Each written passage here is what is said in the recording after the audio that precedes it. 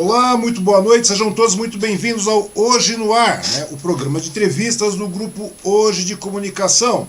E o nosso convidado da vez é Danilo Campetti. Ele atuou como policial federal, onde teve participações diretas em fase da Operação Lava Jato e atuando diretamente na equipe de segurança do presidente Jair Bolsonaro durante a campanha de 2018. Danilo é casado e pai de 2 filhos e atualmente é pré-candidato a deputado estadual de São Paulo pelo Republicanos. Seja muito bem-vindo, Danilo. Tudo bem com você? Tudo bem, Wang? Boa noite a todos que nos acompanham no Hoje no Ar. Boa noite aos telespectadores aí.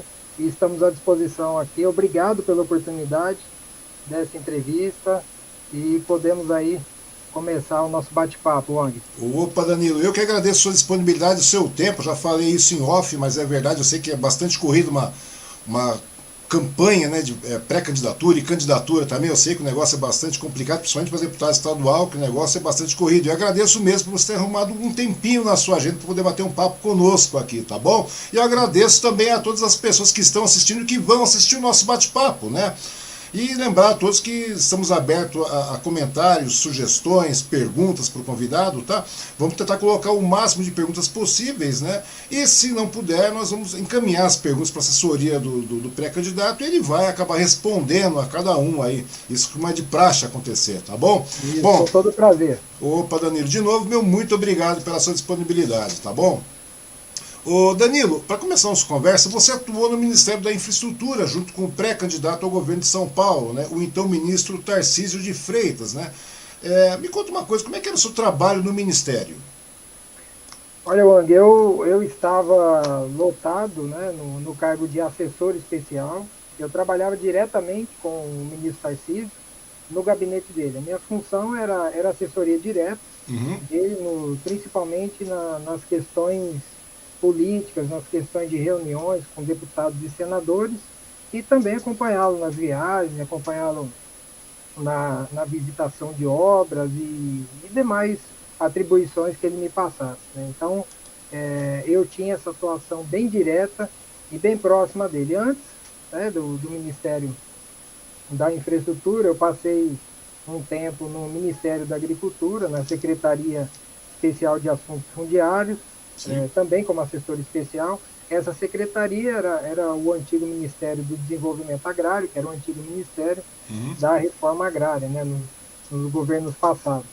Então, a minha experiência, além de policial federal, além da área policial, ela abrange também um pouco do agro e um pouco ali que resultou, né, que terminou com o trabalho na infraestrutura. Em ambos, como assessor especial, que é um cargo ligado direto ao gestor da pasta ou gestor da secretaria. Uhum. E outro detalhe também, você enquanto policial, Danilo, você foi um dos responsáveis pela segurança do então, na época presidenciável Jair Bolsonaro, lá em 2018, né? Você hoje, Danilo, acredita que tem mais cautela em relação à segurança dos políticos, né? Já que estamos vivendo agora um momento de polarização, de tensão muito grande no cenário político? Como é que você está vendo esse momento? Sim, naquela época, eu fui voluntário, Uhum. eu já estou no bolsonarismo, vamos dizer assim, desde 2013 praticamente, já levava o nome de Eduardo Bolsonaro na sua primeira eleição em 2014, sou amigo dele, ele também é policial federal, então eu já estudo, né, já conheço, já sou próximo do Eduardo, da família, desde 2014. Né? Então, em 2018, com a decisão do então deputado Jair Bolsonaro de se lançar à presidência da República, eu me voluntariei dentro Uhum. das minhas atribuições na Polícia Federal, até por ser professor da matéria, né, de Sim. segurança de autoridades, então eu tive a oportunidade de escolher com qual candidato eu iria trabalhar, né? Como a imprensa recentemente noticiou, a Polícia Federal ela é responsável pela segurança, pela consecução da Sim. segurança de todos os candidatos à presidência da República, a partir do momento da homologação da candidatura até a assinatura do termo de posse, onde. Sim. Então, em 2018, né, a partir do momento que o então deputado e pré-candidato né, ali então candidato a partir da convenção, ele optou pela segurança da Polícia Federal. Eu já tinha conversado com o Eduardo Bolsonaro, já tinha me voluntariado, e aí nós efetivamos essa voluntariedade, e eu então permaneci durante todo esse período de praticamente 6 meses, né, que se iniciou ali em julho e terminou em janeiro, né, a partir do momento que ele assina o termo de posse, a gente passa essa responsabilidade para o GFI. E aí, até então, né, era uma incógnita, a gente viveu um momento ali peculiar, porque não se via dentro da nossa doutrina de segurança de autoridades, na realidade, segurança de presidenciáveis, um movimento como se tinha com Jair Bolsonaro. Era algo totalmente novo.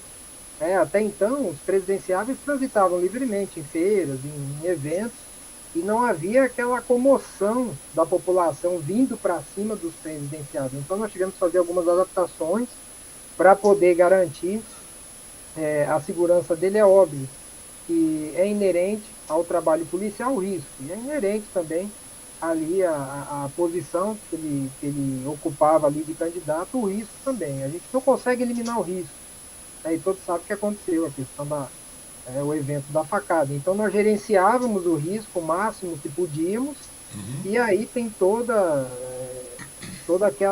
o planejamento a ser executado para a gente poder atuar em todas as hipóteses, né?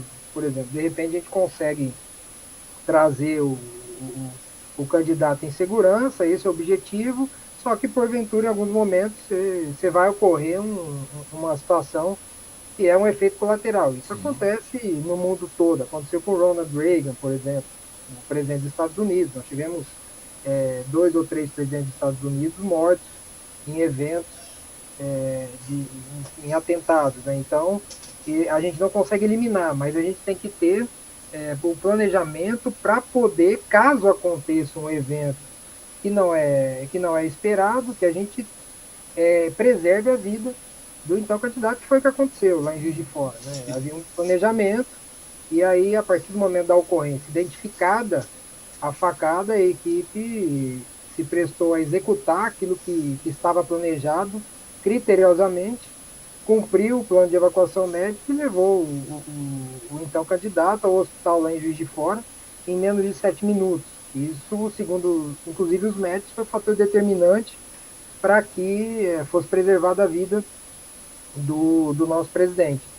E depois disso, né, todos sabem, ele manteve um período de recuperação no Albert Einstein, depois foi para o Rio de Janeiro, se recuperou em casa. Passaram-se as eleições do primeiro turno e a eleição do segundo turno.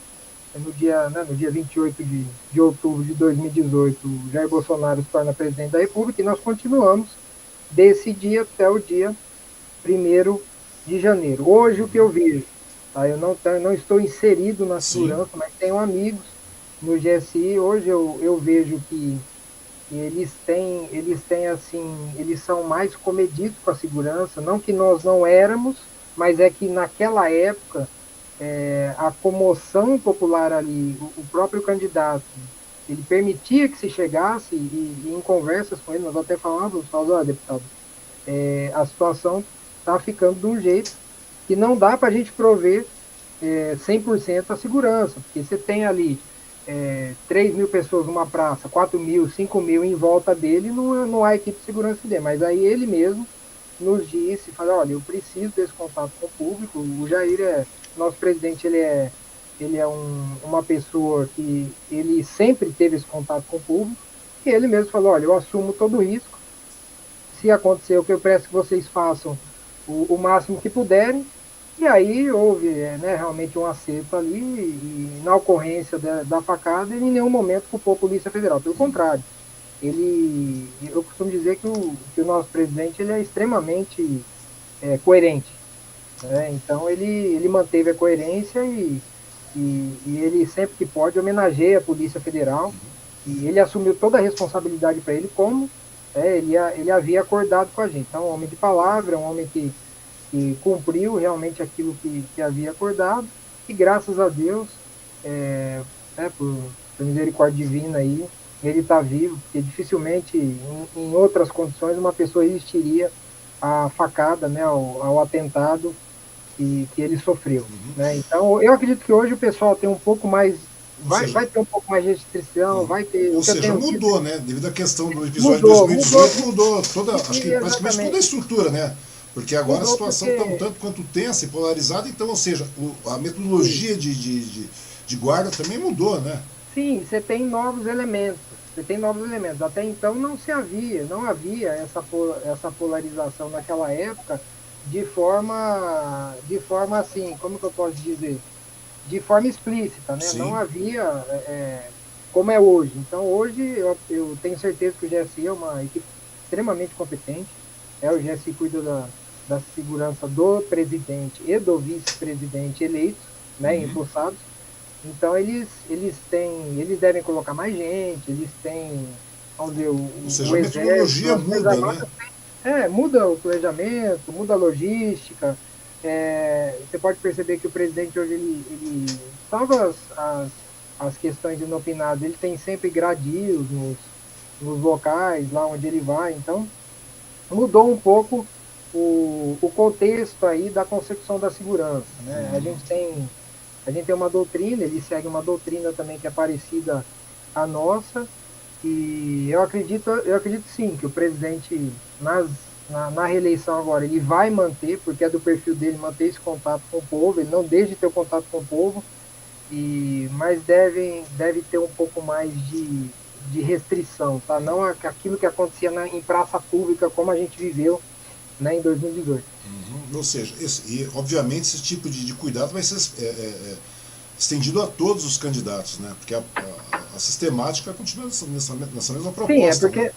sim, porque assim, o presidente ele mantém a segurança do GSI porque é presidente. Sim, Os demais candidatos aqui, vão, caso optem optem, pela Polícia é Federal, né? isso, eles vão ter a segurança da Polícia Federal e óbvio que hoje nós temos elementos que corroboram esse contexto de polarização e eu acredito que aqueles que estão nos dois polos devem receber, devem ter um grau de risco maior e por isso recebam uma segurança, uma equipe de Uma atenção segurança, redobrada, diria assim, não é isso? exatamente, isso daí. Ô Danilo, continuando no âmbito da polícia ainda, né? Eu gostaria de perguntar para você a seguinte situação, né? Tanto que recentemente, sobre um caso recente que nós tivemos aí, né? Foi o caso da morte daquele rapaz lá, o Genivaldo de Jesus, né? Que por um acaso foi morto pela Polícia Federal Rodoviária, né? Em Sergipe, se eu Rodoviária não me engano. Federal, isso. Polícia Rodoviária Federal lá de Sergipe, né? Ele foi asfixiado dentro da viatura. Nesse caso em particular, aí você acredita que existe um problema velado sobre algumas questões psicológicas de treinamento que envolvam a saúde mental dos policiais? Porque a polícia a gente sabe que vive em uma questão de pressão também em tempo integral, a gente sabe disso. Você acha que nesse meio tempo existe algum problema que passa batido, passa velado sobre as questões psicológicas e também do treinamento, né, que acaba envolvendo a saúde mental desses policiais? Olha, o trabalho policial, ele por si, ele é peculiar. Você tem que tomar uma decisão em milésimos de segundo. Eu atiro, eu não atiro, eu ajo de tal forma, eu ajo de outra forma. É óbvio que nós não podemos generalizar e é óbvio que também nós não podemos condenar de antemão os policiais, porque tá sendo tramitado. Ao que parece, aos olhos daquilo que foi noticiado, eu não estava na ocorrência, não tive o acesso às informações, a gente se informa pela grande mídia, que parece ele era uma pessoa que tinha alguns transtornos mentais e que foi colocada dentro do compartimento de presos e lá foi lançado um artefato menos letal. Menos letal por quê? Porque, como foi visto, ele causa asfixia, ele causa morte. Então, ao que me consta, foi uma granada de gás lacrimogêneo, e aí essa granada ela consome o ar do local. Então a gente tem que utilizar esse equipamento, via de regra, no ambiente aberto. Existem artefatos que podem ser usados em ambiente fechado, com menor poder ali, uma menor consistência. Eu não sei qual foi a que eles usaram, mas assim, de antemão, para se utilizar dentro do compartimento de preso, um procedimento que não é, vamos dizer assim, não é um adequado. Eu não sei qual que é a doutrina da Polícia Rodoviária Federal, acredito que não haja essa indicação, Mas a Polícia Federal é uma polícia extremamente competente, extremamente treinada, é uma polícia que tem quadros extremamente confiáveis e competentes. Eu trabalhei, né, muito Sim. tempo com policiais rodoviários federais e posso atestar isso. Então, é óbvio que existem exceções, existem situações excepcionais. Eu não vou chamar aqui de maus policiais, porque eu não conheço, mas vou dizer que às vezes o policial ele exacerba e tem um resultado não pretendido. É lamentável, ninguém espera, numa circunstância dessa, causar a morte de ninguém. Eu acredito que a situação ali passou do controle e Uhum. cabe, lógico, às autoridades avaliarem com embasamento técnico, embasamento ali jurídico, para poder, né, cuidar nos tribunais desse fato. Segunda parte da pergunta, sim, as polícias elas precisam ter um acompanhamento psicológico, mesmo Sim. porque a gente tem policiais que são vocacionados. Eu tenho 22 anos de polícia, então eu acredito que eu seja vocacionado, mas tem muita gente que às vezes entra na polícia e se frustra. Às vezes ela se surpreende com um quadro que ela não esperava. Então Uhum. temos aí um alto índice de suicídio entre policiais de Sim. todas as forças, tá? Entre policiais militares, entre policiais federais, entre policiais rodoviários federais, civis e entre policiais penais. Existe esse quadro que é preocupante, e agora atribuir um fato como esse ao treinamento de forma genérica, como muitos especialistas fazem, especialistas aí que comentam sobre segurança e na realidade não sabem o que estão falando. Né? Treinamento das polícias hoje, principalmente da Polícia Rodoviária Federal, Polícia Federal, falam muito da PM aqui de São Paulo. A PM aqui de São Paulo é uma polícia de excelência. Eles têm um treinamento excepcional, muito bom. A Polícia Rodoviária também. Então, eu não atribuo ao treinamento, eu atribuo Uhum. a fatos isolados, né, que os policiais estavam ali no calor da ocorrência, e óbvio que houve ali uma exacerbação. Essa exacerbação, esse exagero vai ser logicamente atribuído aos policiais, vai ser julgado e caso haja condenação, eles vão pagar por isso. Infelizmente, o trabalho policial ele tem essa peculiaridade, a gente não pode errar. Em outros locais, por exemplo, eu digo na imprensa, por exemplo, a imprensa errou, ela faz uma nota no outro dia dizendo erramos. O policial não pode errar. Existem O algumas policial profissões que sempre você não pode ter o benefício do erro, né? A grande não verdade é pode. essa. O policial não pode, porque o erro dele, eu digo, por exemplo, o policial, eu sou professor de armamento e tiro também da Polícia Federal. Eu não tenho benefício do erro. Se eu errar na minha instrução, eu vou ter um aluno morto ou eu mesmo vou morrer. Então, a gente precisa realmente considerar isso como um fato isolado, porque você vê, não existe, não há um incidente desse na Polícia Rodoviária Federal todos os dias. Então, tem que atribuir isso São mesmo algumas a exceções um que realmente evento, acabam acontecendo. a um Mas vem evento. cá, mas independente disso, Danilo, mesmo assim existe acompanhamento psicológico com os policiais também, né? Durante esse período em que eles estão na ativa e tudo mais, porque é aquela coisa, né? O treinamento é uma coisa, a realidade da rua é outra também, não é isso? Isso, eu conheço a realidade da Polícia Federal. Uhum. Né? Há um suporte psicológico, eu não sei quanto à rodoviária federal. Mas assim, é difícil você manter um acompanhamento permanente de cada policial nesse contexto. Né? Uhum. Então, é óbvio que as polícias, as instituições têm que se esforçar para identificar o quanto antes alguma normalidade naquele policial Sim. e, obviamente, trazer esse policial para um tratamento. O ideal seria o quê? Afastá-lo eventualmente do trabalho de rua. E a gente tem que a depressão, nós sabemos que a depressão é realmente um problema que acomete não só os policiais, acomete toda a sociedade. Então tem que tratar a depressão realmente como uma doença preocupante. Uhum. E em se tratando de policiais, essa preocupação é potencializada, né? Porque o Sim. policial é o braço armado do Estado. Então eu vejo que as instituições estão se adaptando, como eu disse, falo pela Polícia Federal. A Polícia Sim, claro. Federal tem sim um acompanhamento, mesmo assim, ainda demora a identificar alguns casos. Da Polícia Rodoviária Federal não sei, mas como eu te disse, eu atribuo isso a uma excepcionalidade, a um caso ali particular e específico, né, de atuação não eu acredito que não seja da doutrina da Polícia Rodoviária Federal você utilizar aquele artefato dentro de um compartimento de freio de um carro, não é indicado, Uhum. e porque você não vê outros policiais rodoviários federais atuando dessa maneira, né? Então foi uma decisão ali dos dois policiais no momento e que teve um resultado não esperado, né? Catastrófico. É realmente muito catastrófico isso aí, né, Danilo? É uma coisa lamentável. Mas, Danilo, nós falamos agora até o momento sobre o lado policial, né? O Danilo policial, o Danilo profissional, mas agora também nós temos o Danilo que hoje é pré-candidato, não é verdade? E eu gostaria de pedir sua opinião agora também sobre o cenário político em que vivemos, né? Né? E comentar com você com relação a algumas pesquisas também que estão sendo divulgadas e tudo mais, né? Até porque a última pesquisa do Datafolha, que foi divulgada agora no dia 28 de julho, né, mostra o ex-presidente Lula com um percentual de 47% das intenções de voto contra 29% e 30% do presidente Bolsonaro já para o primeiro turno. De que forma você enxerga o cenário das eleições deste ano, Danilo? Você que está na rua, você que está sendo pré-candidato agora a deputado, como é que você está vendo esse cenário?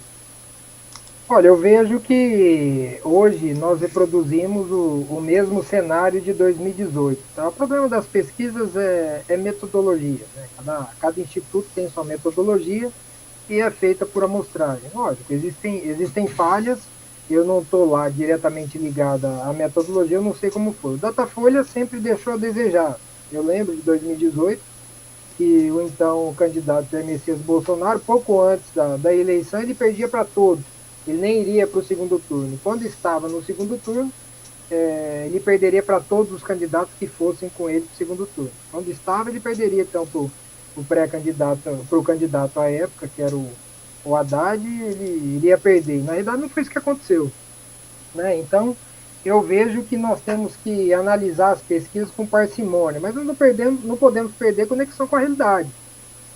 Eu não posso aceitar que eu tenho um candidato à presidência, como o atual presidente Jair Bolsonaro, que move multidões onde passa, é ovacionado e tem esse percentual, ao passo que eu tenho um outro candidato que um descondenado, né, um cara que ficou 2 anos na prisão e que onde passa não atrai um time de futebol, não tem 11 pessoas esperando. Então, tem alguma coisa de errado aí que os nossos olhos não nos deixam, né, aceitar essa situação. Então eu penso que as pesquisas elas denotam ali o momento atual, né, nós vamos ter muito ainda para poder, muitas pesquisas aí até nos próximos 59 dias, 58 dias aí para eleição, e eu creio que esse cenário ainda em determinado momento vai ter que relatar a realidade. A metodologia ali a gente tem, por exemplo, e tem o Ibope, por exemplo, mudou de nome porque tinha resultados ali que não transmitiam a realidade dos fatos. Tanto que é o Tivemos seguinte, né? ali delações Uhum. no passado até inclusive do Palocci, se não me engano, que relatavam que as pesquisas eram induzidas, eram, entre aspas, né, compradas. Né? Então, a gente tem ali institutos que fecharam por causa disso. Então, nós temos que, sim, avaliar com parcimônia. Eu não estou descredibilizando todas as pesquisas, não, mas eu acredito que cabe uma avaliação aí. Porque na realidade também é aquela coisa, né, Danilo? Porque como é que se diz? Uma pesquisa nada mais é do que uma fotografia do cenário atual que estamos vivendo. E também depende muito da metodologia que está sendo aplicada Isso. para gerenciar essa pesquisa. Né? Tanto que, segundo o levantamento do Instituto lá do Paraná Pesquisas, né, Bolsonaro levou vantagem sobre Lula no estado de São Paulo, mantendo 40%, enquanto o Lula detém 36,2%, 37%, aquela coisa toda. Exatamente. A questão é a seguinte: você acredita que o estado de São Paulo possa estar do lado de Bolsonaro agora na questão pela corrida pelo Planalto? Acredito. Eu acredito que o Estado de São Paulo ele é o fiel da balança. O Estado de São Paulo vai eleger o presidente, juntamente com Minas, né, que são os dois maiores colégios eleitorais do país. Uhum. Mas, em especial, São Paulo por ser o estado mais populoso. Então, eu penso que a atuação do presidente Bolsonaro aqui em São Paulo, isso é um pensamento meu, não é nenhuma informação, Sim.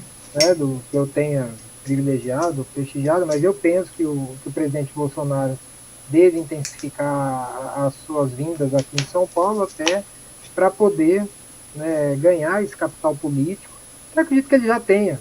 Tá? Em 2018, nós ganhamos em São Paulo, eu digo que eu, né, sou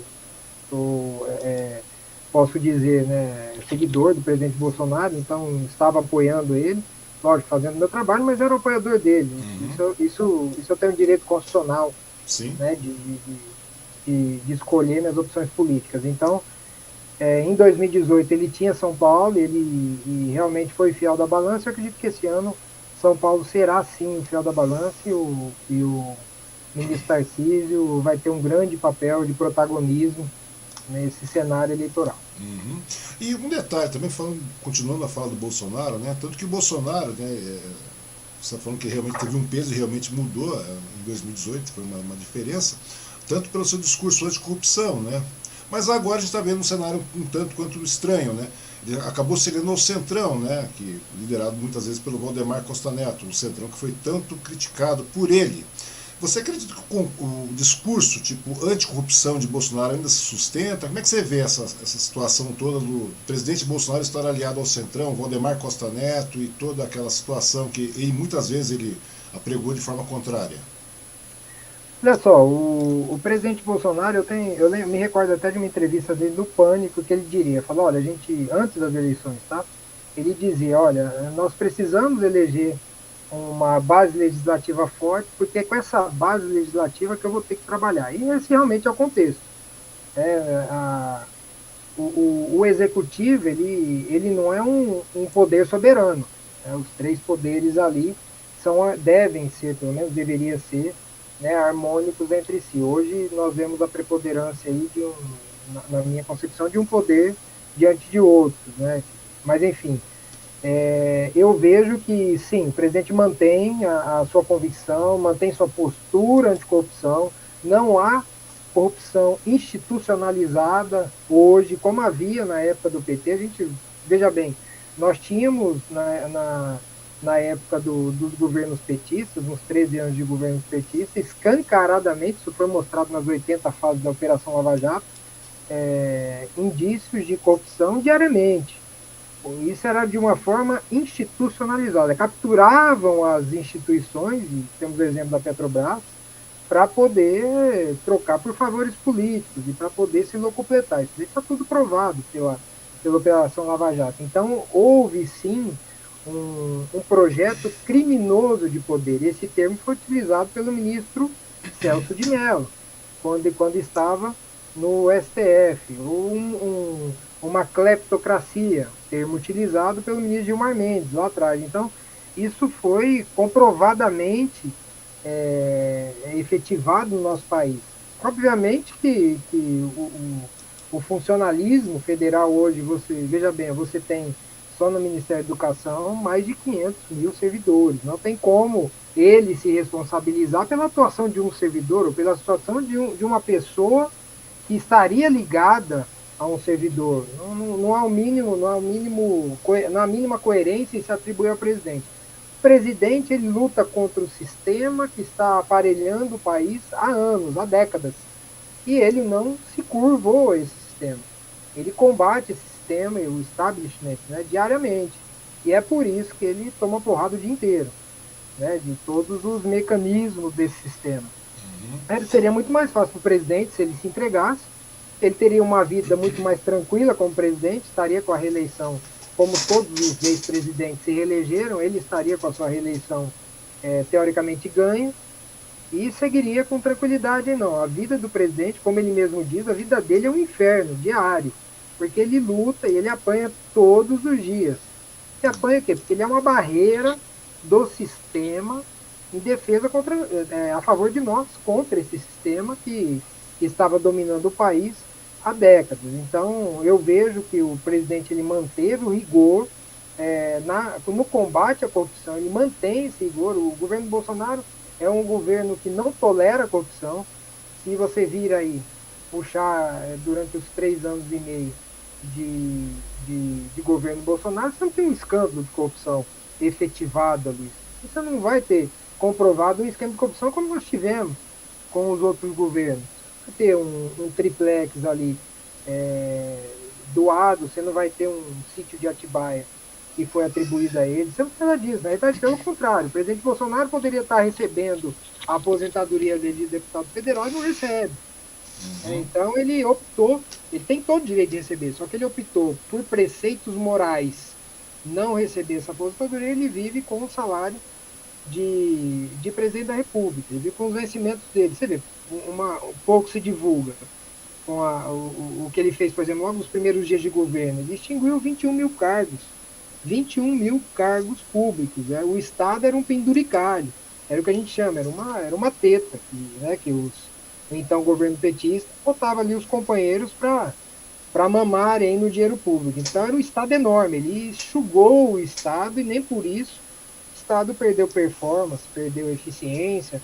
Hoje nós vemos o governo que entrega, de várias entregas, eu posso falar principalmente do Ministério da Infraestrutura, que o ministro Tarcísio ele fez milagre, com o menor orçamento da história do Ministério, né, que era infraestrutura, mas que antes era transportes, e a gente viu o ministro preso, viu corrupção dentro do DENIT, então o Tarcísio ele entrou para moralizar, e com o menor orçamento, e tem o maior número de investimentos, você pode constatar hoje, nós temos nos próximos 10 anos, nós temos algo em torno de 890 bilhões de investimentos a serem efetivados. O país virá um canteiro de obras. Você tem 152 leilões realizados. Então ele otimizou com aquilo com o orçamento que ele não tinha, ele trabalhou a ponto de reestruturar, de transformar a infraestrutura no Brasil. Ele captou, ele trouxe a iniciativa privada para investir, né, em áreas. Por exemplo, observe, o marco do saneamento. Nós tivemos no primeiro ano 50 bilhões de investimentos a partir do marco de saneamento. Você tinha 30% da população sem água, e 30 milhões de brasileiros sem água e 100 milhões de brasileiros sem esgoto. Isso é um absurdo no país do tamanho do Brasil, com tanto que arrecada, com mais de 6 trilhões de PIB. Então era inconcebível isso. O que acontece? Mudou-se a concepção. O ministro Tarcísio, cabeçando o Ministério da Infraestrutura, ele optou por o quê? Por concluir as obras. Concluiu um monte de obras que estavam paradas de outros governos, e você conclui uma obra, por exemplo, você conclui a obra da ponte do Abunã, que liga Rondônia a Acre.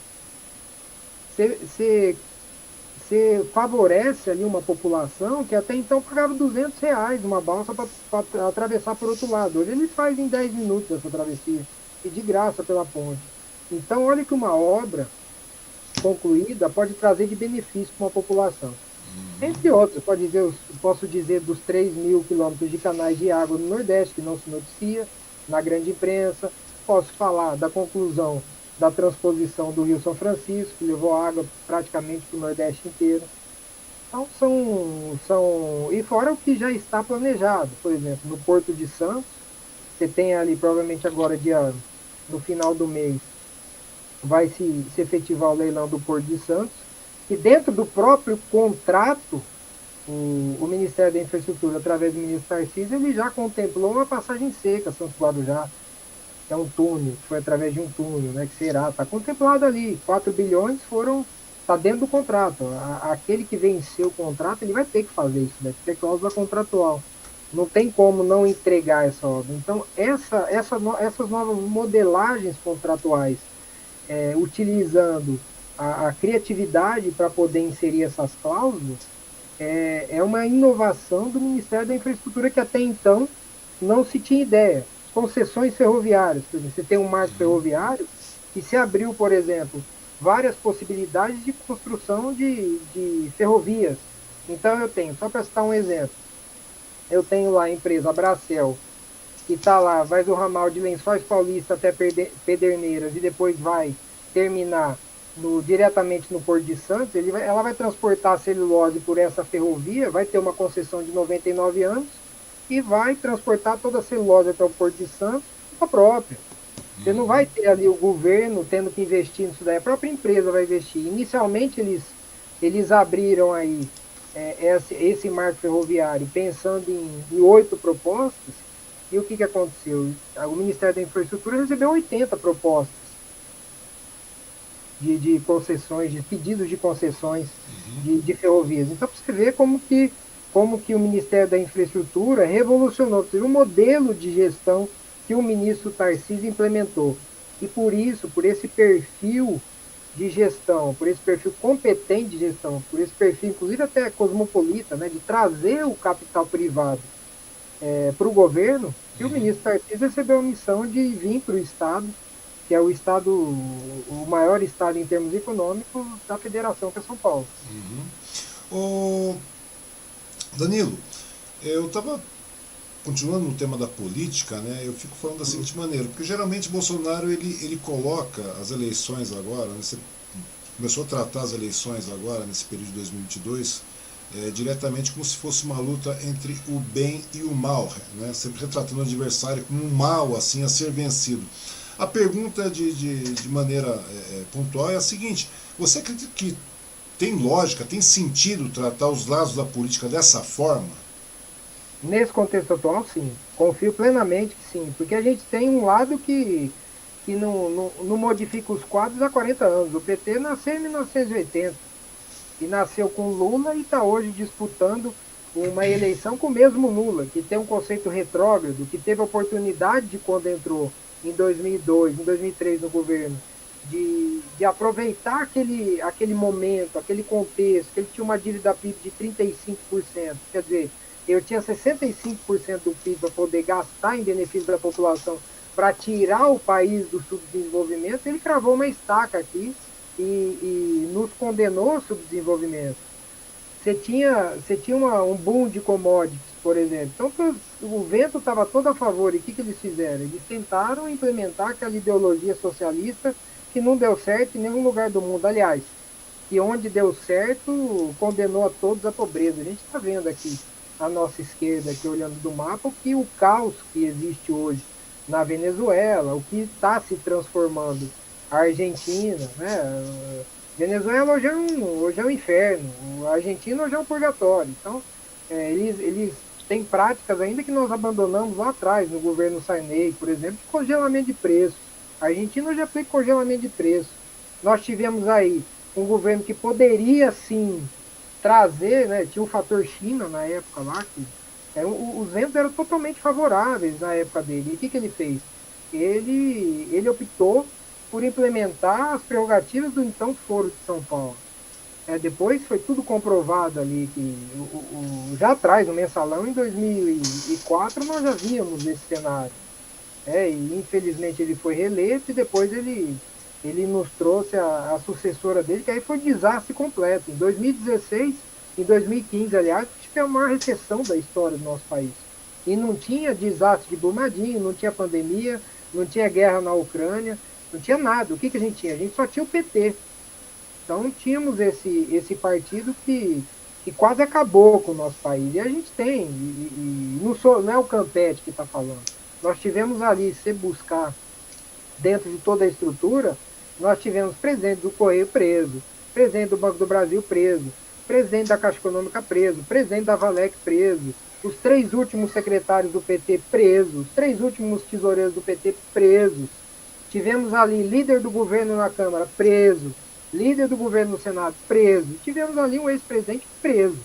Não é possível que a gente hoje consinta que um partido desse esteja apto a disputar uma eleição e esteja pleiteando o maior cargo da nossa história. Então hoje é muito fácil escolher. Então sim, eu acredito que eles representem o próprio ex-presidente, aí, o ex-presidiário Lula. Ele ficou 2 anos preso. Ficou 2 anos. E eu acompanhei de perto, eu participei da prisão dele, eu participei da condução coercitiva em 2016, da prisão em 2018, da escolta depois no velório do Neto em 2019. Então, sim, como o Gilmar Mendes diz, havia uma cleptocracia no poder. Falas dele, existia um projeto criminoso de poder, como disse o Celso de Mello. Então, sim, é o mal que está prestes hoje, que está se candidatando ao cargo mais importante do país. E não vem só o Lula, né? Vem o Pombo. Vem como disse ali, vem todo esse pessoal aí, não vem com o Zé Dirceu, vem com o Mercadante, vem com o Genuíno, vem com o Ideli Salvati, vem com o Gleisi Hoffmann, vem com todos eles que se não entrar nem na questão na seara criminal, mas como gestores são, a gestão deles foi extremamente catastrófica. A gestão do PT foi extremamente medíocre, não trouxe os benefícios que poderiam ter no país. Por exemplo, a questão da desigualdade. Na época do governo do PT, 50%, 10% da população tinha 50% da riqueza do país. Não houve esse combate à desigualdade. Não houve o quê? Um inchamento do Estado, aquele Estado grande, que é o que os governos socialistas costumam fazer, aquele Estado provedor, e não só para dentro do nosso país, mas também aquele Estado provedor para países aliados. E aí nós tivemos, né, metrô em Caracas, nós tivemos ali em Cuba o Porto de Mariel, entre outros. Foram 4 bilhões que foram destinados do FAT, do Fundo de Amparo ao Trabalhador, gerido pelo BNDES, que foi lá para fora. Por exemplo, para Cuba, a nossa garantia era o quê? A garantia era charuto. Então é realmente uma piada, passadina. Olha lá, uma refinaria que custava 48 milhões de dólares foi pago quase, quase 10 bilhões pelo governo brasileiro. Então é uma coisa fora de contexto. Né? Então a gente tem, por exemplo, Abreu e Lima. Por que a gente tem esse problema do preço alto dos combustíveis? Porque é um país que praticamente não refina o petróleo. Nós tivemos Abreu e Lima aí com investimento estrondoso que está com 30% da sua capacidade. Temos o Comperge, que também não foi concluído. Aí tem a questão de Passadina. Quer dizer, a gestão deles foi extremamente catastrófica para o país. Então, e aí nós tivemos o quê? No governo Bolsonaro nós tivemos um avanço. Tivemos vários avanços. Por exemplo, ano passado estava previsto 250 bilhões de déficit. Nós fechamos com 66% de superávit. O país está crescendo. Previa-se que o país não ia crescer esse ano, e cresceu 4%. Então o governo Bolsonaro tem entregas. Tivemos, por exemplo, marcos regulatórios, marcos mais ligados à infraestrutura. Tem o marco da cabotagem, o marco do saneamento básico. Tivemos aí a autonomia do Banco Central aprovada. E sim, combatemos outros retrocessos que foram pleiteados aí para a esquerda. O governo Bolsonaro teve força para poder combater esses retrocessos que eles pleiteavam ali. Que muitas coisas nós não conseguimos implementar por fatores políticos. Por exemplo, a questão da carteira do estudante. Lá atrás, o Ministério da Educação pleiteou uma medida provisória do governo e que aí o presidente da Câmara deixou caducar. Quer dizer, a gente sabíamos o quê? Que o PCdoB é o grande responsável pela condução aí dessa carteira de estudante, que recebe valores aí que são oriundos aí da emissão dessa carteira. Então, quer dizer, o governo Bolsonaro não conseguiu implementar tudo aquilo que não só era ele que queria, mas que os 57 milhões de brasileiros desejavam, porque o país sim, na sua grande maioria, conservador. Ou seja, essas práticas aí, pela lógica, as práticas utilizadas pelo Bolsonaro o qualificam então a permanecer no cargo de presidente da República, não é isso? Totalmente. É o único caminho. É o único caminho que nós temos para o país não cair no caos, porque lá atrás a relação dívida-PIB era 35%, hoje está em torno de 75%. Se tudo que o candidato aí, que não é uma candidatura, né? Para mim é uma ameaça, se tudo que ele disser, ele conseguir implementar, o país vai para o calote. A dívida PIB vai chegar a 100% e o país vai para o calote, vai ser isso daí. Aí nós vamos, sim, encaminhar para uma Venezuela. Né? Eu digo, sem passar pelo purgatório que é a Argentina. A realidade é essa, nós vamos sim caminhar para uma Venezuela. Então, eu vejo, voltando ainda, para deixar bem claro, bem latente, eu vejo sim que hoje uma questão política que está entre o bem e o mal, porque nós não temos ali uma plataforma de governo do PT que traga algum benefício. Eles querem acabar com a autonomia do Banco Central, eles querem instituir ideologia de gênero, eles querem, ideologia de gênero captura nossas crianças na escola.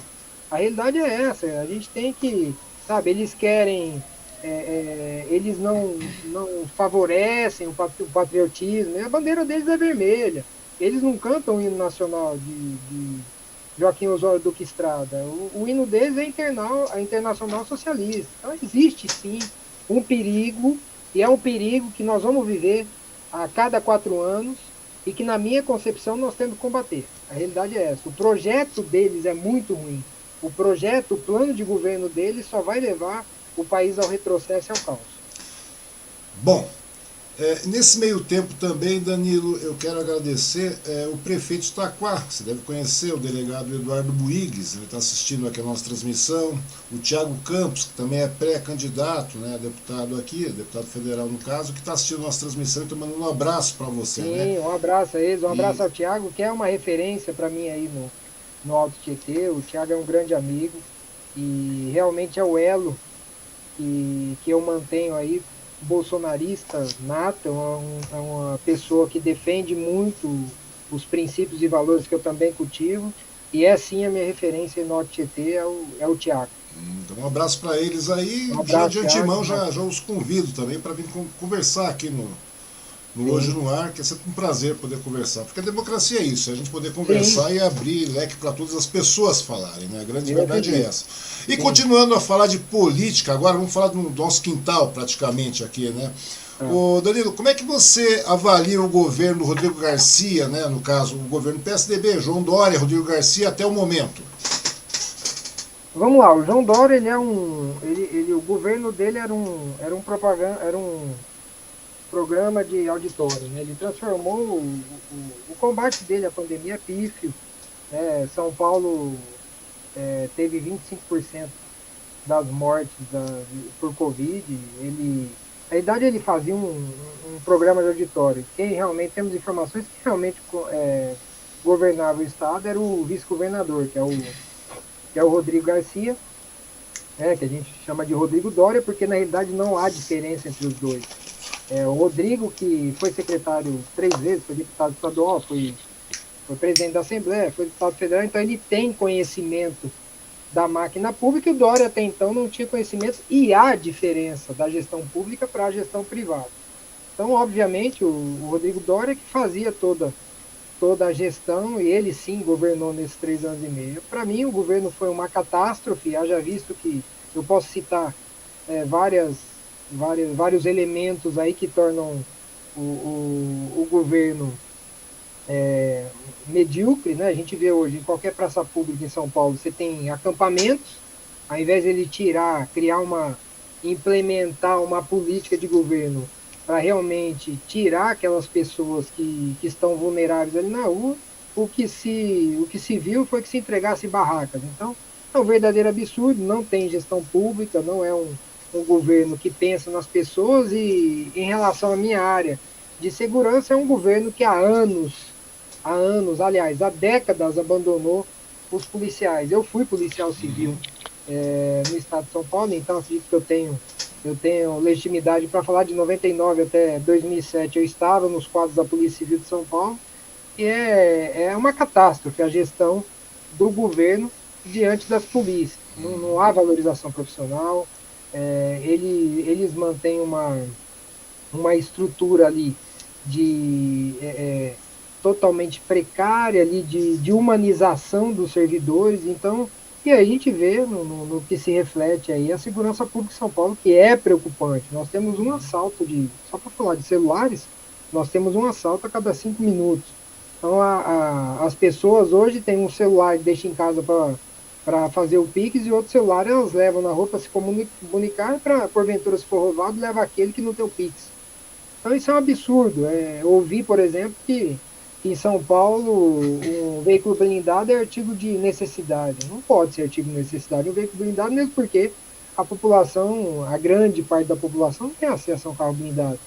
Então, realmente, São Paulo está jogado em termos de segurança. O governo, se a gente for pensar então na parte de infraestrutura, são mais de 1.075 obras, são em torno de 1.075 obras paradas no estado de São Paulo. Isso é um absurdo.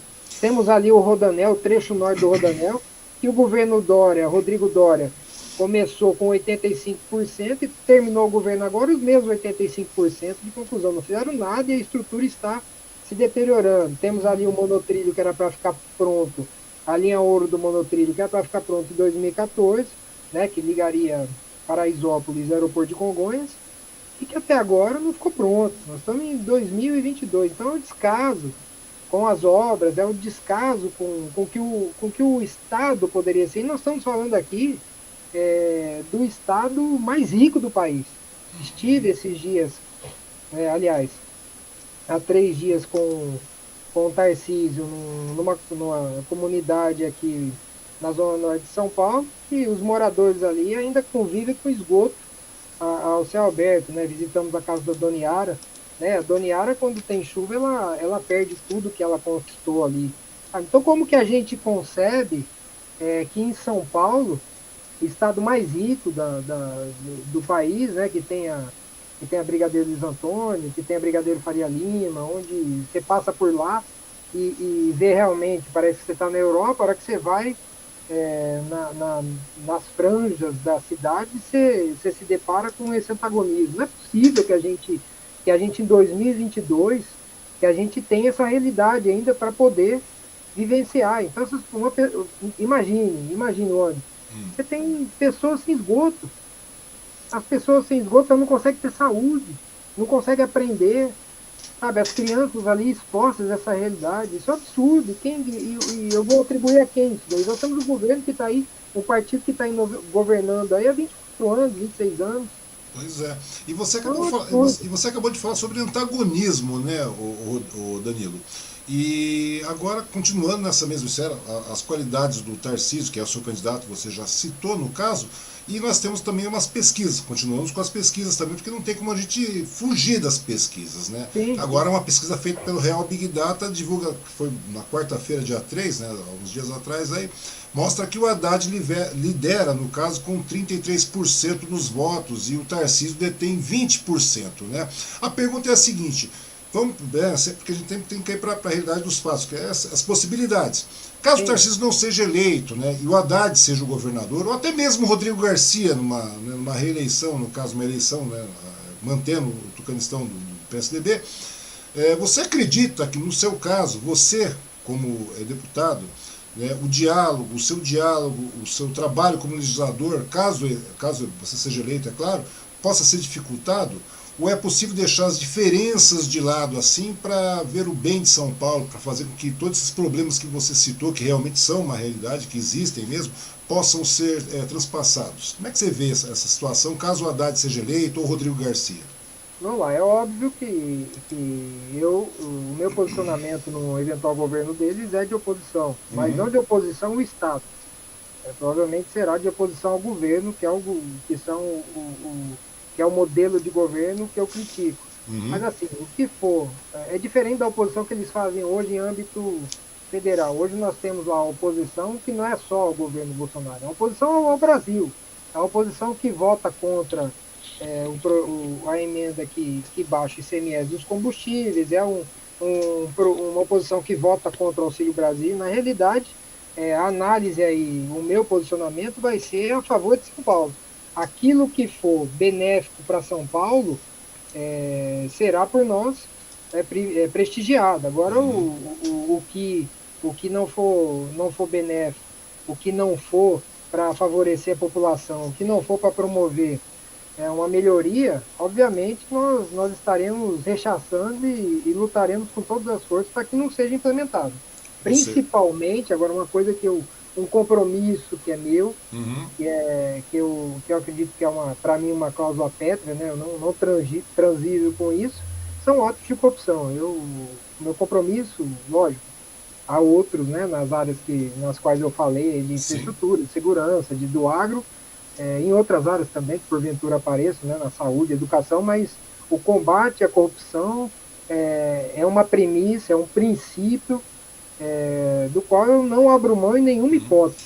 Ou seja, eu fiz isso minha vida inteira, eu combati o crime a minha vida inteira e eu vou continuar combatendo o crime em qualquer posição que eu esteja. Ou seja, você no papel de deputado, você trabalha de maneira imparcial, pelo que você está me falando, né? Independente obviamente será oposição, uma coisa lógica, né, racional. Nesse contexto, sim. Nesse contexto dos dois aí, em Sim. não sendo o Tarcísio, com certeza seria oposição. Sim, você será Mas, como eu oposição, disse, não porém, oposição ao não ao Estado, Estado. Ou ao seja, é governo. benéfico ao Estado, quer dizer, todas as propostas e pautas serão redigidas, serão lidas, serão analisadas, e aquilo que for passível de ser implementado e sendo funcional ao Estado, ou seja, a sua contribuição vai estar presente ali, não é isso, Danilo? Dentro dos princípios e valores que nós conservamos.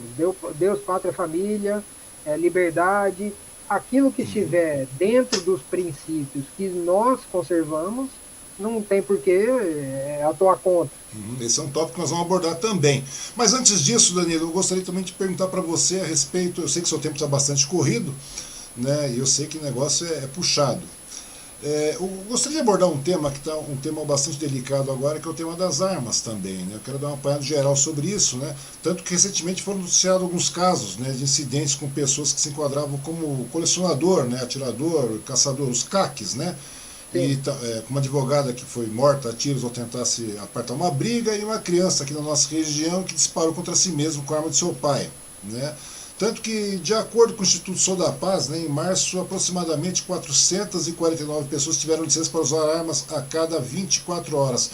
Na sua opinião, Danilo, isso aí pode gerar uma maior segurança por parte da população? Como é que você vê essa situação desse volume de armas entrando no mercado?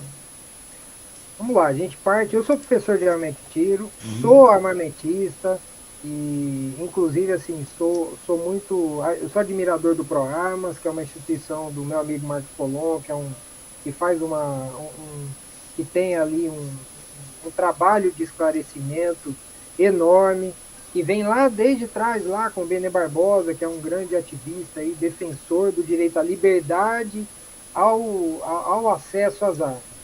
Então, eu sou armamentista e eu defendo a liberdade de todo cidadão em possuir armas.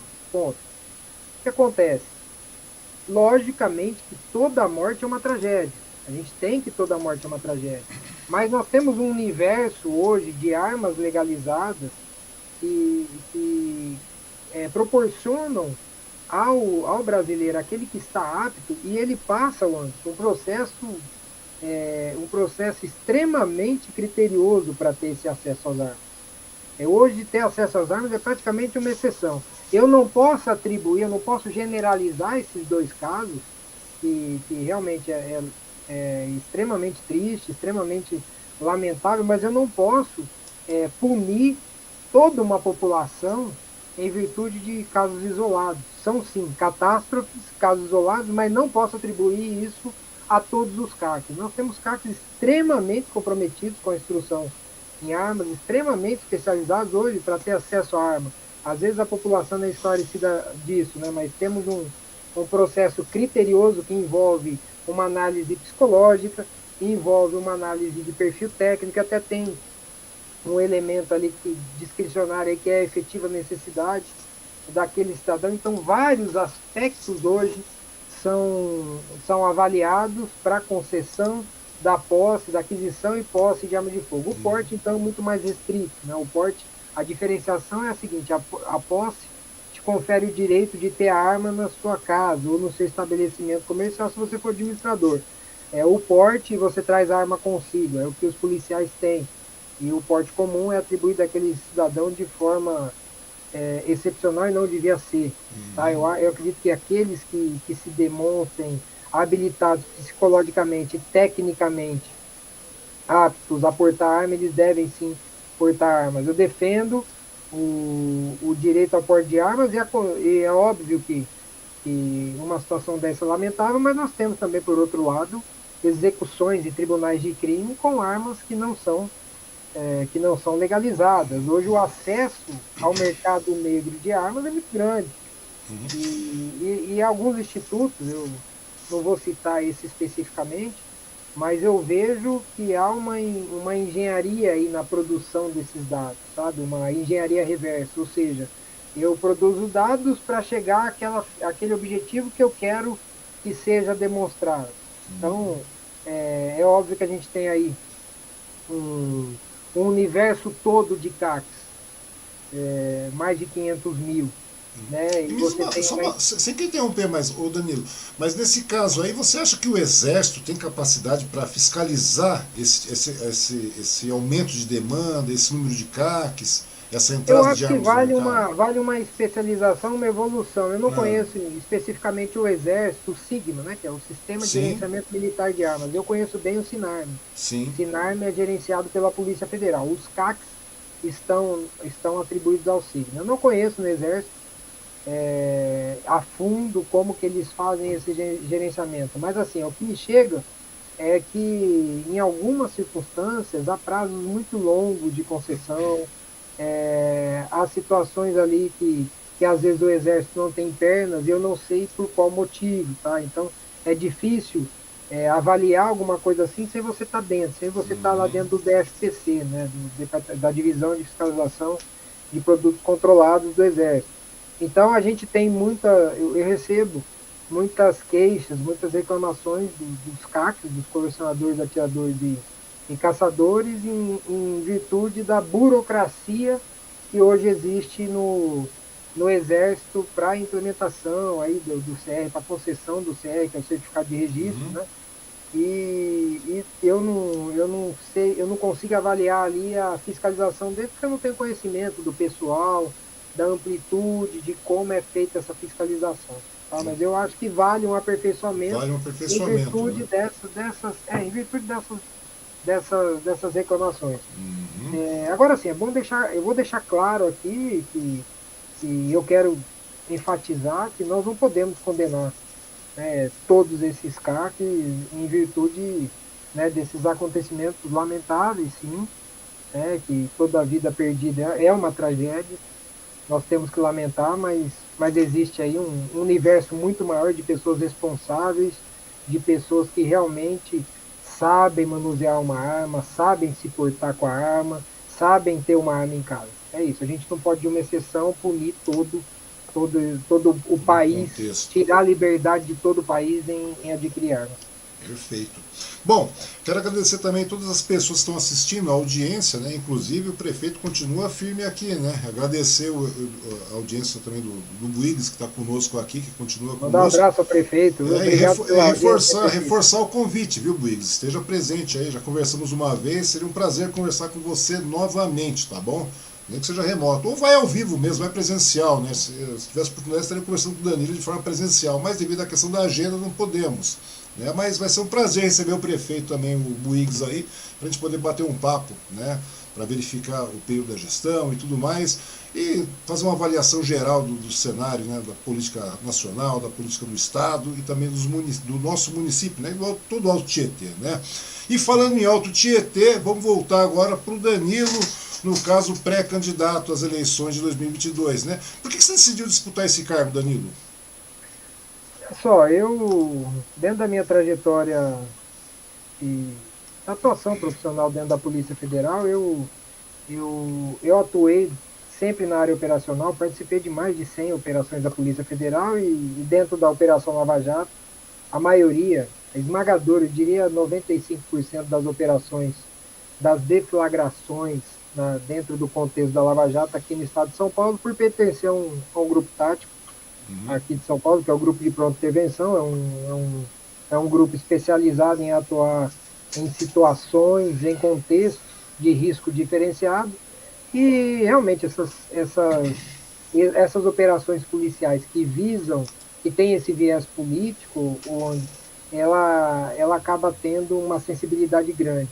Muitas vezes não tem um risco à integridade física do policial, mas existe o risco aí político dentro da própria instituição e precisa de uma equipe especializada para poder cumprir esses mandados. Então, eu participei, sempre atuei no combate aos crimes comuns, né, como tráfico de entorpecentes, crimes patrimoniais, mas também no combate aos crimes de colarinho branco, né, a corrupção. E aí, a partir do momento depois que eu participei da prisão do então ex-presidente Lula e depois participei também da prisão do ex-presidente Michel Temer, e aí, depois da participação na segurança do presidente Bolsonaro, eu tive a oportunidade de ser cedido ao governo federal para trabalhar nesse cargo de confiança, de assessor especial, e aí eu comecei a ver que eu poderia também atuar não só na seara policial. E aí, dentro dessa particularidade, que foi trabalhar dentro da gestão pública, né, inserido na gestão pública federal, com o ministro Tarcísio, a partir do momento que ele optou, né, que ele recebeu a missão de ser pré-candidato ao governo do estado de São Paulo, eu sou muito ligado a ele, ele falou, pô, vamos comigo para São Paulo, você é do estado de São Paulo, e eu preciso de pessoas de confiança para me dar uma base legislativa, na Assembleia Legislativa, e aí ele encarregou da missão de vir aqui pleitear uma vaga na Assembleia Legislativa. Então, hoje eu faço parte da equipe dele aqui, ainda de pré-campanha, estou assessor também dele aqui, vou com ele em todos os locais, acompanho ele na condição de assessor também e pré-candidato a deputado estadual. Então, assim, em 2018 nós vimos ali o então deputado Jair Messias Bolsonaro, eu vi que ele, naquela época, ele não tinha consciência que ele tem hoje do seu apoio. Então, acabou que não se foi feito um filtro, né, até pelas circunstâncias da época, não tinha ideia que ele ia ser presidente da República. Aliás, todos os indicativos eram contrários. E, então, todo o apoio era bem-vindo. E aí tivemos aí, todos sabem, a aproximação de pessoas que surfaram na onda e que depois traíram o presidente. Então, para esse certame eleitoral, o critério aí tem um filtro, né, daqueles que o presidente vai apoiar e de quem o Tarcísio vai apoiar também. Então, na certeza de que é imprescindível o apoio legislativo para a implementação das políticas públicas. Um presidente sozinho não faz nada. Ele precisa do apoio do Congresso Nacional, como um governador também precisa da Assembleia Legislativa para poder implementar suas políticas públicas. Então, é nesse sentido, e eu tenho né, eu tenho aqui meus princípios totalmente alinhados, né, minhas convicções totalmente alinhadas com o presidente Bolsonaro, com o Tarcísio. Então, e obviamente, né, toda a minha lealdade a eles, e é por isso que eu venho nessa condição para pleitear essa vaga. Pois é.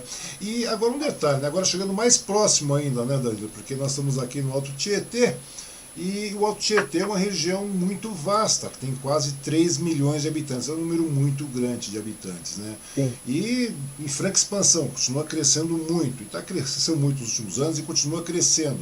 Você é familiarizado com a região? Como é que você... E a pergunta mais... vou até além, né, no caso, né? Tanto que a população do Alto Tietê espera aqui no governo do estado em muitos setores, né? Tem muitas faltas aqui, como o andamento das obras da FATEC, vamos falar de Suzano, no caso FATEC de Suzano aqui, reformas da CPTM nas estações de Mogi das Cruzes, a alça do Rodoanel, como a gente já começou a falar a determinado ponto aí, a abertura do Hospital das Clínicas, né? E aí tá o detalhe, eu gostaria de perguntar, você é familiarizado com a região, e caso eleito deputado estadual, como é que você pretende ajudar na cobrança do governo para o avanço desses projetos aí? É que no caso a gente está falando isso no caso do Tarcísio. Caso não seja o Tarcísio, também vale, a pergunta vale da mesma maneira, tá bom? Sim, não, eu não tenho dúvidas que o Tarcísio vai ser eleito. Independentemente das pesquisas, eu vou só fazer um preâmbulo rapidinho para depois entrar na resposta. Não estou fugindo dela não, tá? Sim, à vontade. Então vamos lá. Eu acredito que hoje o candidato que lidera está no teto e que o Tarcísio estará no segundo turno e levará essa eleição. Então, o nosso prognóstico é muito bom. Né? Nós estamos muito otimistas e com relação, né, ao Alto Tietê, eu como disse, o Thiago Campos é uma referência para mim. Nós conversamos, eu já visitei, já estivemos aí na região e estou ciente dos problemas, mas independentemente disso, você não tem conhecimento de todos os problemas. O que a gente sabe resolver, o que foi provado lá no Ministério da Infraestrutura, o que o ministro Tarcísio sabe resolver, ele não sabe, ninguém sabe de todos os problemas de todas as regiões, mas traga o problema a gente que a gente vai desenrolar. A gente vai implementar uma política pública, a gente não vai enrolar, não existe obra parada no governo Tarcísio Freitas, não existe programa de governo que não vai ser implementado. Inclusive o Tarcísio, ele está terminando o plano de governo dele, porque ali vai ser a premissa mestre dele para poder, a partir daí, começar a governar. E foi feito isso daí no Ministério da Infraestrutura. Nos primeiros dias ele traçou um planejamento, ele seguiu esse planejamento do começo ao fim. Então sabemos sim que a FATEC está lá prometida desde 2012, temos ali o Rodanel, que ele foi prometido pelo né, o trecho norte aí que favoreceria a Suzana aí, Geraldo Alckmin, Márcio França, João Dória, e agora que era o João Dória e Rodrigo Dória é o mesmo governo, então sabemos também que todos prometeram o Hospital das Clínicas. O que eu posso evidenciar aí, o meu comprometimento é sim com a região, é sim levar diretamente para o ministro Tarcísio as demandas, não só essas, né, porque são demandas legítimas. A região, obviamente, que merece a instalação de uma FATEC. Imagina, desde 2012 uma promessa. Isso não existe no governo Bolsonaro. Não existe promessa no governo Bolsonaro que não é cumprida. Não. Mas, então, mas independente, pelo que eu estou percebendo, independente da situação do Tarcísio ou não, o compromisso do Danilo é estar aberto a essas solicitações. Estar aberto a essas solicitações. Ou seja, estar aberto. Eu tenho, como eu disse, eu tenho o Thiago Campos como referência.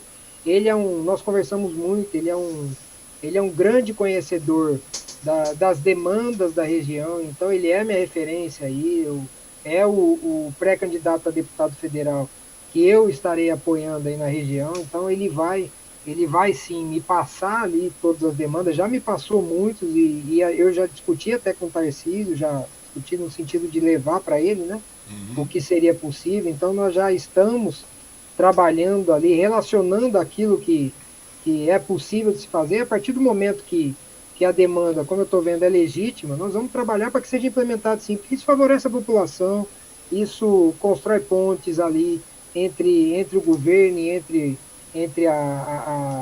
o governo local, né? Nós temos assim um perfil bem municipalista, precisamos prestigiar os prefeitos, e porque a partir do independentemente, né, de quem é o prefeito, porque o prefeito ali ele é o elo com a população. Então, o nosso pensamento é na população. Tudo aquilo que for favorecer a população, a sociedade local, é que nós temos que trabalhar. Então, para concluir, tem sim o meu compromisso, tem sim o meu compromisso de levar diretamente ao Tarcísio as demandas, e tenho certeza que ele será o nosso governador, e pode ter certeza que o Rodanel, sem dúvida, ele vai concluir. Se não tenha dúvida, ele vai concluir, porque o Tarcísio a gente costuma dizer, ele não resiste a uma obra parada, né? Ele vai concluir essas obras, você pode ter certeza. E sim, a FATEC tem a possibilidade de ser implementada aí. A gente vai trabalhar também, lógico, avaliando a questão do Hospital das Clínicas, né? Indo mais fundo, mas vamos levar sim, caso sejamos eleitos, né? Ao governador, então, né, Tarcísio, para que ele implemente aí essas melhorias aí na região. Bom, a gente está caminhando para o final do nosso bate-papo e você citou um tópico chamado Deus, Pátria, Família, né? Você citou isso aí, eu gostaria de perguntar. E a luta pela liberdade e o estabelecimento do patriotismo, né? Que você citou isso no jornal lá na cidade de Votuporanga, não é verdade? E a minha pergunta é, quais projetos, no caso, o Danilo vai desenvolver para levar esses princípios para toda São Paulo, para todo o estado de São Paulo? Primeiro assim, né, nós vamos avaliar as demandas locais, né, vamos avaliar aquelas questões. Eu acho que primeiro é um combate a uma eventual... hoje nós temos que pensar nisso, né, fiscalização e combate a uma eventual agressão a esses princípios. Né? Por exemplo, nós tivemos durante a pandemia fechamento de igrejas, nós vemos aí que o lockdown aí, atribuído por esse governo aí, praticado por esse governo, o presidente Bolsonaro era um governante no mundo que estava sozinho, e que hoje nós vemos que ele tem razão, né? Se não fosse o presidente Bolsonaro, milhões de informais ali não iam ter o que comer.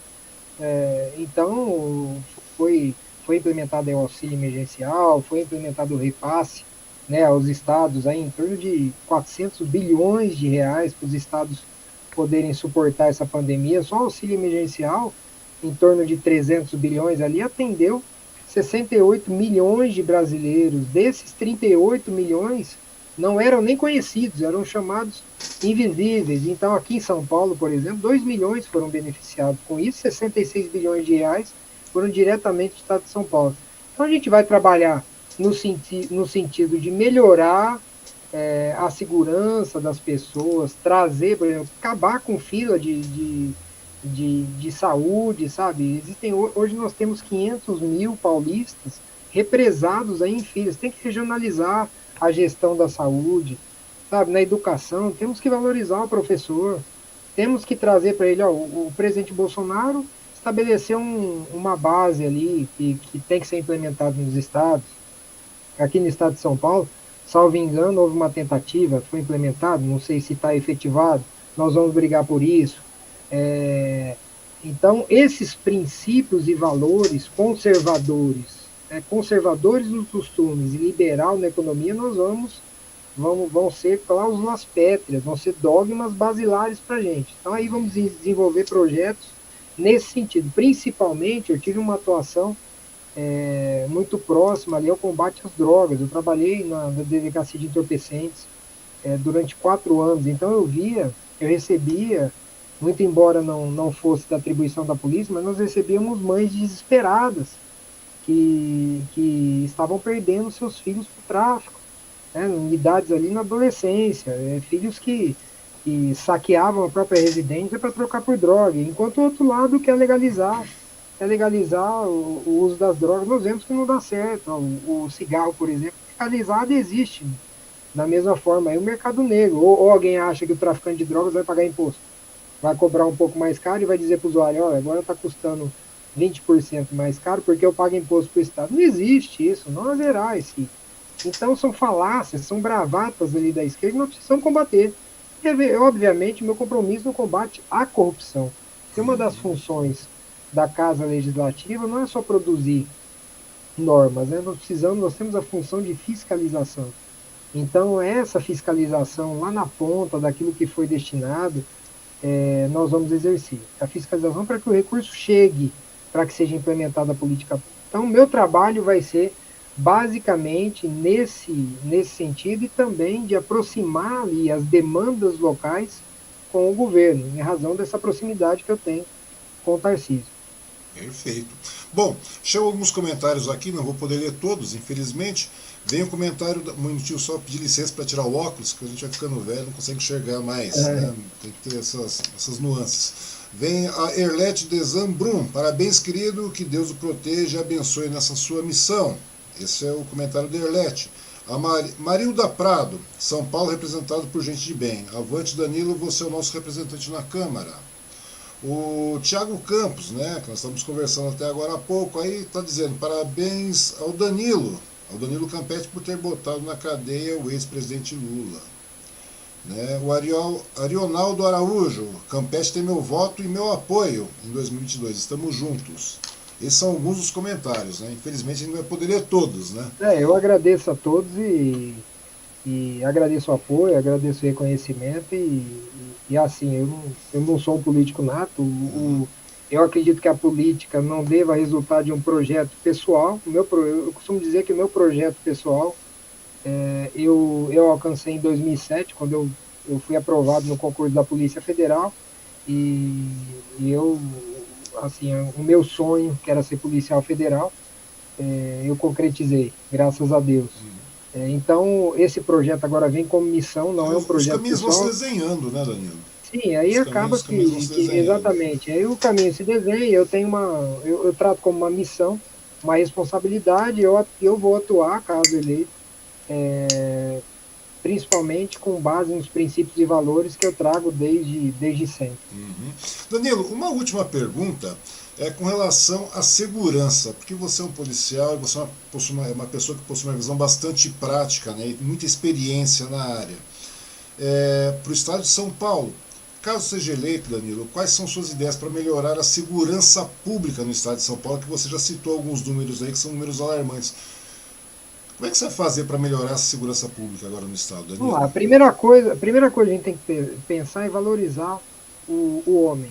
Homem que eu digo assim, o humano, né? Aquele, o policial. Para deixar aí no, né, sem distinção de gênero, para favorecer ali a atuação do policial. E como que se valoriza, em princípio, o policial? Com salário.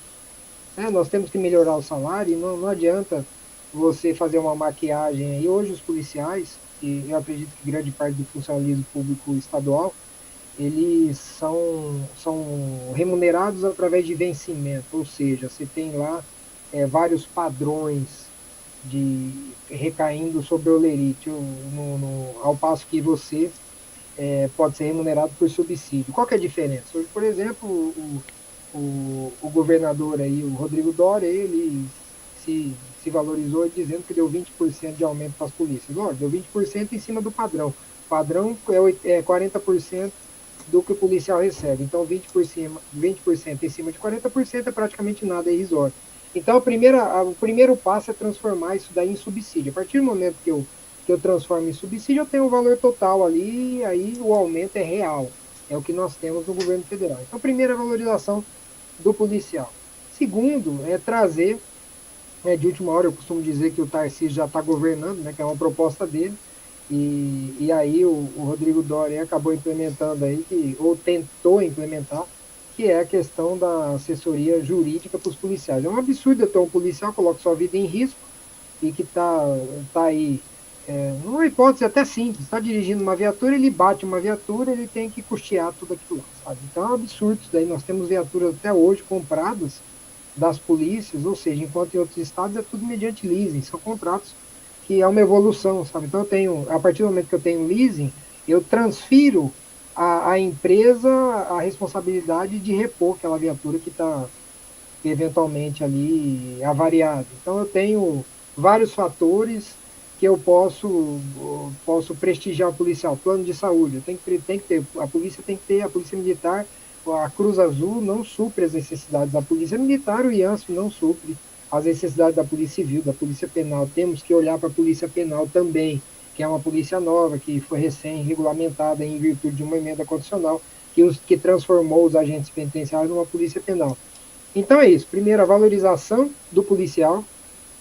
Virar a chave. Eu não posso desconfiar do nosso policial. Por isso que é óbvio que a política de câmeras tem que ser reavaliada, tal, mas eu tenho que virar a chave. O policial, ele não é o suspeito. O policial é o nosso parceiro. Né? Eu não posso ter o bandido como parceiro e o policial como suspeito. Isso é um absurdo. Né? O policial, ele sai todo dia aí colocando sua vida em risco, sem saber se vai voltar para casa para nos defender. Então eu tenho que valorizar isso. Então, eu acredito que a partir do momento que você trabalha efetivamente na valorização do policial, você tem resultados eficazes aí no combate ao crime. Hoje, por exemplo, o policial não tem engajamento. Como é que eu vou engajar com uma câmera daquela? Quando eu tenho uma câmera me vigiando o tempo inteiro, ele vai passar pela cabeça dele, pô, se eu engajar, acontecer um mal entendido, eu vou ter que gastar o que eu não tenho com advogado para poder me livrar de uma cadeia, para poder me livrar de um procedimento administrativo. Então, você vê, eles pensam na letalidade do policial, só que a gente vê que os índices dispararam. Por quê? Porque o policial diminui a letalidade, não tem engajamento, não tem combate. A partir do momento que não tem combate, quem está sofrendo? Sofrendo a população. Então, isso é um absurdo. Isso é um contexto que nós temos que combater, temos que virar a chave. Perfeito. Danilo, de verdade, meu querido, muito obrigado pela sua disponibilidade. Eu sei que o seu tempo está estourado, o nosso também. Nós falamos de 40, 50 minutos, já estamos conversando 1h30, né? E de verdade mesmo, eu quero agradecer muito a sua participação. E eu gostaria de pedir agora, né, as suas considerações finais para todo mundo que nos assistiu, para todo mundo que vai assistir esse bate-papo também. E também, né, pedir para que você fale de que maneira o seu trabalho vai se diferenciar dos demais deputados aqui, meu querido. Tá bom? As suas considerações, por favor. Então, eu agradeço o espaço que você me concedeu aí, do Suzano hoje, e eu penso que sim, nós estamos numa situação muito sensível hoje do contexto político. Nós temos hoje um ex-presidiário que pleiteia o maior cargo, né, com o maior cargo do nosso país, da nossa nação, e temos aqui aquilo que possamos dizer, o poste dele em âmbito estadual, então temos sim uma ameaça, até porque esse ex-presidiário aí foi condenado em todas as instâncias, o que houve ali não foi uma absolvição, por mais que tentem jogar essa falácia, eu como bacharel em Direito, digo que não é uma absolvição, os crimes estão lá, os 22 bilhões plotados da Lava Jato estão lá, inclusive os 4 bilhões já repatriados já voltaram ao cofre do governo, então os crimes existiram, foram provados, inclusive em delação do Palocci, que esteve 24 anos ao lado desse político, né, desse ex-condenado. Então, temos aí um contexto perigoso, desse lado. Por outro lado, temos um governo aqui que ficou 20 anos, 28, está completando 28 anos de poder, um governo medíocre, um governo que só não derrubou o Estado porque o Estado por si só ele se sustenta, porque o empresariado, o mercado sustenta o Estado. Então, se você tem um governo que não atrapalha, eles levam o Estado empresariado, aí levam o Estado nas costas. Com suas mazelas, que eu já expus ali, é a questão de haver ainda lugares aqui dentro de São Paulo em que o esgoto segue a céu aberto, obras inacabadas. Inclusive eu participei de uma das fases da Lava Jato que prendeu o então conhecido como Paulo Preto, que era diretor do DERS e operador do estimado ali, né, o operador do PSDB. Nessa operação aí de combate ali, eles estimam que houve desvios do Rodoanel em torno de 600 milhões, então não há diferença entre PT e PSDB. A realidade, a gente combate o mal nesses dois contextos, né? Então, a gente precisa entender que hoje São Paulo tem opção, por apreço do presidente Jair Messias Bolsonaro, que indicou 2 de seus melhores ministros para se comprometerem com o Estado, que é o ministro Tarcísio e o ministro astronauta Marcos Pontes no Senado, para que realmente o Estado ele possa mais, ele possa realmente crescer. Então, estamos muito otimistas aí em trabalhar nesse contexto, face, né, em prol do presidente Bolsonaro, do governador Tarcísio, do nosso senador, o astronauta Marcos Pontes, para que São Paulo realmente tenha essa possibilidade de crescimento que todos nós esperamos, né? Então, hoje, eu vejo, em especial, o ministro Tarcísio, um exímio gestor, eu posso atestar isso, porque estive do lado dele durante um tempo lá no Ministério da Infraestrutura. Temos a possibilidade, que eu costumo dizer que é igual o cometa Halley, né? Passa de 75 e 75 anos. Então, São Paulo com Tarcísio vai crescer muito, vai ter um choque de gestão e isso realmente vai resultar em benefício para toda a população, para todas as instituições e sejam servidores, sejam os profissionais de diversas áreas e realmente São Paulo vai crescer muito com o Tarcísio. Nós estamos muito otimistas. Eu tenho certeza que o ministro Tarcísio será eleito aqui, o presidente Bolsonaro será reeleito e que o nosso astronauta Marcos Pontes, que é um exemplo para todos nós também, chegará ao Senado. Tá certo. Bom, Danilo, de verdade, meu querido, muito obrigado pela sua disponibilidade, pelo seu tempo, né? Para arranjar um espacinho na sua agenda para estar conversando conosco. De verdade mesmo, muito obrigado, tá bom? E lembrar a todas as pessoas que estaremos de volta na próxima quinta-feira. E dessa vez estaremos conversando com o pré-candidato, o Lucas do Liceu, tá? Vai ser um grande prazer. E conto com a audiência de todos vocês. Danilo, novamente, muito obrigado pelo seu tempo. Eu agradeço o espaço, obrigado a todos que nos acompanharam. Fiquem todos com Deus. Muito obrigado, Danilo. Até a próxima. Até a próxima. Até mais. Obrigado.